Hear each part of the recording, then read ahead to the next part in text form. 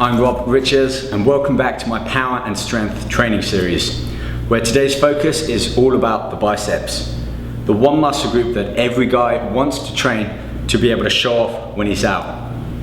I remember for me years ago, it was the only muscle group that I wanted to train, and it's what got me started and interested in fitness. So let's get started.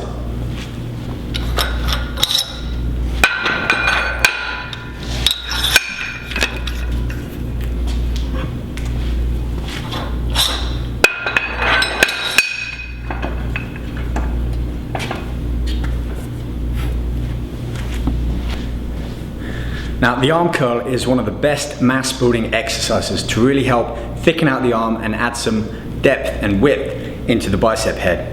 I'm using an easy curl bar as this gives less stress on the wrist than using a conventional straight bar.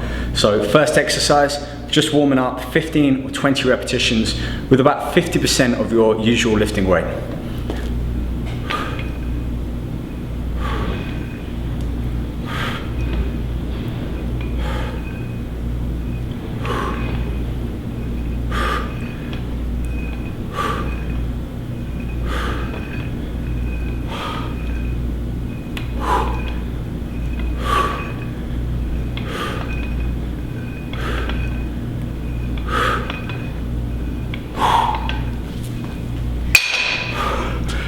Already I'm getting a great burn in my biceps. Now I want to talk about form and technique here before I start to overload and add some more weight onto the bar. The first thing is about posture and your stance. It's all too easy to add too much weight to the bar and start swinging back and forth, taking off a lot of the stress on the bicep head and placing it more on areas like your lower back and involving your shoulders to do much of the work. So chest up, shoulders back. My knees are slightly bent, my hips are pushed back, therefore, even when the weight comes out away from my center of gravity, I'm well stable and balanced. Second point is to keep my elbows fixed at my body. So only the bicep is doing the work, not the whole arm swinging out. Now that I've got a bit of blood pumping around my arms, I can start to overload the bar and take the weight up to a level where I'm gonna fail around about 10 reps.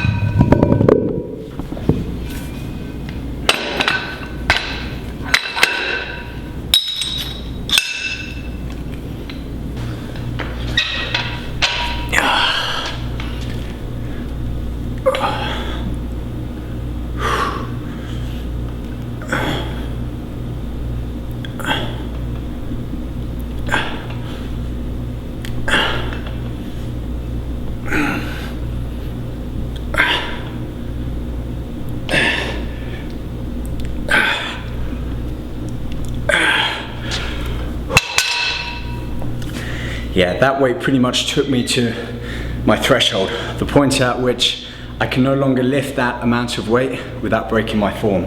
So that's exactly the point I need to be at. Another point that I want to bring up is when you start off, the arms are pretty much completely straight. You curl all the way up without allowing the elbow to come forward, so as much as the bicep can peak. But when you control the bar back down, try not to let the bar touch your thigh again, because it requires that much more energy and effort on the behalf of the bicep to then get that arm back up into a position where you really start maximally overloading the bicep. So really it's a shorter range of movement, kind of like that. Okay, let's add about 10 or 15% more weight to the bar and really start to overload and get my biceps growing.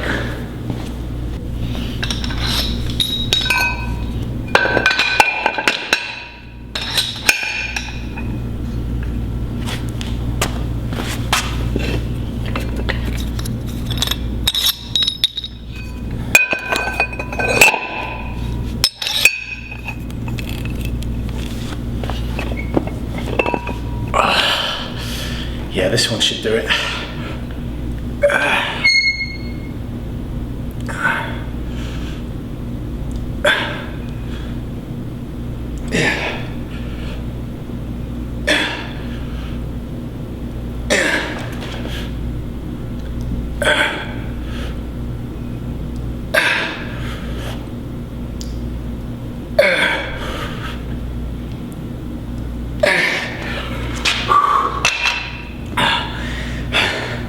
Now you saw halfway through, or for the final few reps, I kicked one leg back, and that's to help stabilize me so that when the weight starts to become too heavy for my muscles, I'm not then rocking back and forth.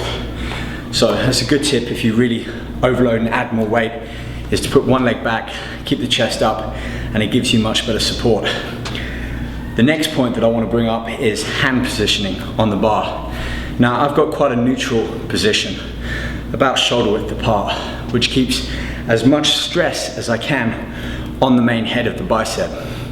If I start moving my hands in or out, yes, I'm going to shift area on the bicep where I'm really hitting hard, but as it's the first exercise for my bicep workout, I want to give it everything I've got. So stick with the basic neutral hand positions earlier on in the workout, and then as you start to fatigue the bicep, in this case, you can start to vary the hand movement to affect more the outer and inner.